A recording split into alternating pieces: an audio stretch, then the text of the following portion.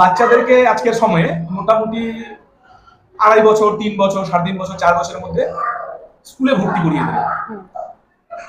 তো এই সমস্ত বাচ্চাকে স্কুলে ট্র্যাকেল করা তো অনেকটাই চাপের ব্যাপার। তো আপনি এই বাচ্চাদেরকে অ্যাকচুয়ালি কিভাবে ট্র্যাকেল করেন সেটা একটু জানতে চাই। তো 2.5 থেকে 3 বছরের যে বাচ্চারা আসে, এবার ওরা যেহেতু অনেকটাই ছোট আর প্রথম স্কুল সম্পর্কে তো ওরা তো কিছু জানে না, তো ওদের প্রথমত আমি প্রথমে ক্লাসরুমে ঢুকাই না। প্রথমে ওদেরকে আমি বাইরে বিভিন্ন খেলনা দিয়ে বসিয়ে দিই, তারপরে ওদের সাথে ওই খেলার মাধ্যমেই পড়ানোটা চেষ্টা করি। মানে প্রথমেই ক্লাসরুম, প্রথমেই বাচ্চা কাচ্চা ওইভাবে বই খাতা দেখলে ওরা ভয় পেয়ে যাবে। যার জন্য ওদেরকে আমি ক্লাসের বাইরে কোনো ম্যাট পেতে ওখানে বিভিন্ন খেলনা দিয়ে ওই খেলনার মাধ্যমে একটু বোঝানোর চেষ্টা করি, খেলতে খেলতে। হয়তো মোটামুটি আমাদের 2-3 মাস পড়াশোনাটা সেভাবে হয়ই না, আমরা খেলতে খেলতে ওদেরকে জাস্ট অভ্যাস করাই যে ওরা যাতে স্কুলে আসে রেগুলার। স্কুলে মোটামুটি 2 থেকে 3 মাসের মধ্যে ওরা স্কুলের হ্যাবিট ওদের হয়ে যায়। তারপরে ধীরে ধীরে ওদের আমি একটু একটু করে পড়ানো স্টার্ট করি। মানে একবারে পড়ানোটা কখনোই উচিত না, অল্প অল্প করে। আর প্রথমে তো একদমই বই খাতা দেওয়া উচিত না, প্রথমে ওদের মধ্যে একটু খেলনা দিয়েই পড়ানোটা ভালো। ধীরে ধীরে যখন ওদের 2-3 মাসে অভ্যাস হয়ে যাবে, আমি এভাবেই পড়াই ওদেরকে।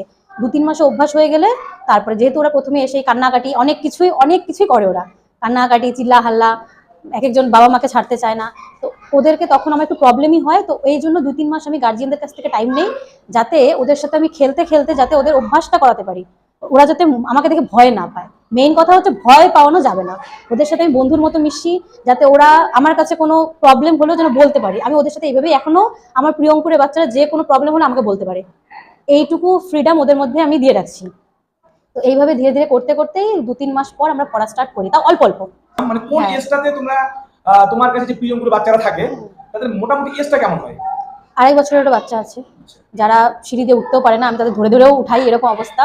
2.5 বছরেরও বাচ্চা আছে, 3 বছরও আছে, 3.5 বছরও আছে। তো 2.5 বছরে প্রথমে যেহেতু গার্জিয়ানরা দিতে চায় না, যেহেতু 2.5 বছর বয়স কিছুই পারবে না, কিন্তু না, ওদেরকে আমি নিজে দেখছি এটা আমি, যে 2.5 বছরের বাচ্চারা যখন স্কুলে আসে মোটামুটি 2-3 মাস থাকার পর ওরা পুরো পাকাপোক্তা হয়ে যায়। ওরাও আমি তো দেখি যে ওরাই বরঞ্চ বেশি ভালো পড়াশোনা করে। 3-3.5 বছরের থেকেও দেখি ওরা বেশি, এখন আমার ক্লাসে ওরাই বেশি ভালো পড়াশোনা করছে। তো ওটা আমার কাছে কিছু মনে হয় না যে 2.5 বছরের জন্য ছোট অনেকটা, ওটা আমার কিছু মনে হয় না। 2.5 বছর হোক 3 বছর হোক, স্কুলে পাঠাক, মোটামুটি 2 থেকে 3 মাস টাইম লাগবে, একাই ঠিক হয়ে যাবে। আর বাড়ি থেকে একটু যদি গার্ড দেয় এমনি কিছু কোনো সমস্যা হয় না ওটা। আচ্ছা, এত ছোট ছোট বাচ্চা, মানে 2.5 বছর, 3 বছর বলতে গেলে ওরা অনেকটাই ছোট। তো মানে তুমি যে ওদেরকে ট্র্যাকেল করাও প্রথম অবস্থায়, তো সেখানে বাচ্চারা হয়তো অনেকে স্কুল সম্পর্কে ঠিকঠাক করে জানেই না, তো ওদের বয়সটা অনেক ছোট থাকে, 2.5 থেকে 3 মানে অনেকটাই ছোট, ঠিক আছে?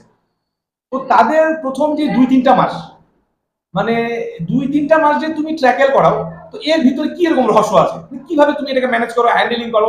এই যে ওদের ভিতরে মনে করো একে আরেকজনের সঙ্গে মারামারি, হুড়াহুড়ি, এগুলিতে তুমি ঠিক কিভাবে ট্র্যাকেল করো? দুষ্টুমি করে ওরা? এটা আমার পুরো ওদের সাথে, তখন আমার পুরো মানে বই খাতা বন্ধ, ওদের সাথেই টাইম দিতে হবে।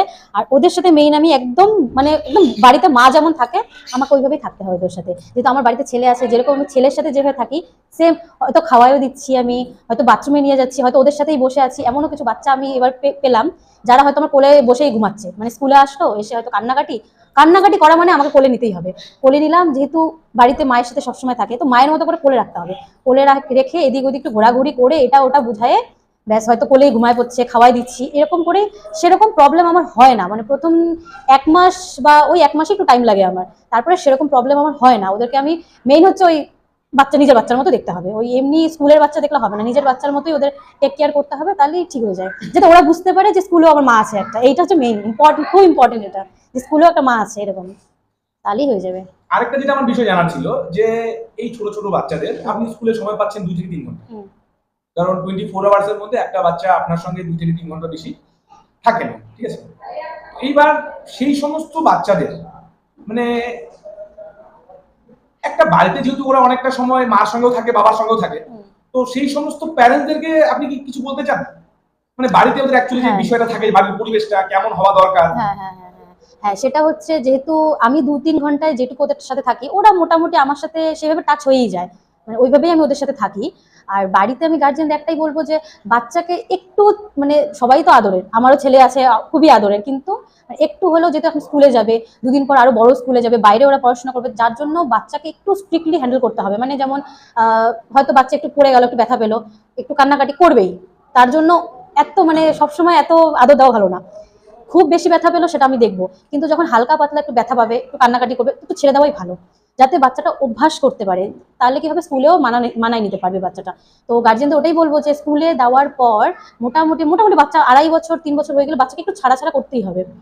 ভালোবাসা সবার ভিতরেই থাকবে, কিন্তু বাচ্চার সাথে একটু স্ট্রিক্টলি থাকতেই হবে, তাহলেই মোটামুটি ঠিক হবে। এটাই বাবা মাকে বলবো যে আদর তো সবাই আমরা করি, আমিও ভালোবাসি বাচ্চাকে, স্কুলের সব বাচ্চাগুলোই আমার বাচ্চা, কিন্তু একটু স্ট্রিক্ট হতেই হবে। এখন ব্যথা পাবে, হালকা ব্যথা সবাই পাবে, ওটা আমাকে সেইভাবেই ফেস করতে হবে। খুব ব্যথা যাতে না পায় সেটা আমি দেখবো, কিন্তু হালকা কান্নাকাটি করতেই হবে। যদি হালকা কান্না করলো 5 মিনিট ছেড়েই দিব, কান্না করুক। এটা আমি নিজের ছেলের সাথেও করি, যে তাতে কি হবে ও ওই জিনিসটা বুঝে যাবে, ও হ্যাবিট হয়ে যাবে, আজকে কাঁদবে কালকে কাঁদবে পরশু দিনও ঠিক হয়ে যাবে।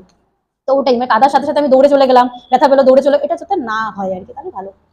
আর আরেকটা আমার যেটা জিনিস জানার ছিল যে বাচ্চাদেরকে স্কুলে দেওয়ার আগে প্রি স্কুল ক্লাস, বিভিন্ন স্কুলে প্রি স্কুল ক্লাস হয়, তো প্রি স্কুল ক্লাসটা বাচ্চাদের জন্য কতটুকু জরুরি? প্রি স্কুল ক্লাসটা খুব জরুরি বাচ্চাদের জন্য, কারণ যখন জানুয়ারি থেকে আমাদের সেশন শুরু হয় তখন গিয়ে আমাদের প্রবলেম হয়, কারণ আমাদের পুরো 3টা মাস 3.5 মাস 4টা মাস চলে যায় এইভাবেই, মানে বাচ্চারা কন্ট্রোল করতেই। তো সেটা যদি আমি মোটামুটি কিছুদিন কয়েক মাস আগে থেকে স্টার্ট করি, যেমন আমাদের স্কুলে আমাদের 55 স্কুলে যেমন অগাস্ট থেকে শুরু হয়ে গেছে, তো মোটামুটি August September October November December আমরা টাইম পাচ্ছি। এই কয়েক মাসে একটা বাচ্চা যদি স্কুলে আসে ওদের হ্যাবিট হয়ে যায়, মানে স্কুলে আসতে আজকে আসবে না কালকে আসবে না, 3 দিনের বাবা মাকে আনতেই হবে, কষ্ট করে একটু নিয়ে আসতেই হবে। এবার বাচ্চাদের যদি একবার হ্যাবিট হয়ে যায় স্কুলে আসা, জানুয়ারি থেকে আর প্রবলেম হয় না। আর একটা বাচ্চার মোটামুটি ঠিক হতে বললাম না 3 থেকে 3.5 মাস টাইম, 3 থেকে 3.5 মাসের মধ্যে ওটা টনটনা হবেই। তো তার জন্যই প্রি ক্লাসটা খুব জরুরি, যাতে আমরা জানুয়ারি সেশন থেকে পুরোপুরি ভাবে ক্লাস শুরু করে দিতে পারি, যাতে আমাদের ক্লাসের সময়টা নষ্ট না হয়, এটাই আর কি।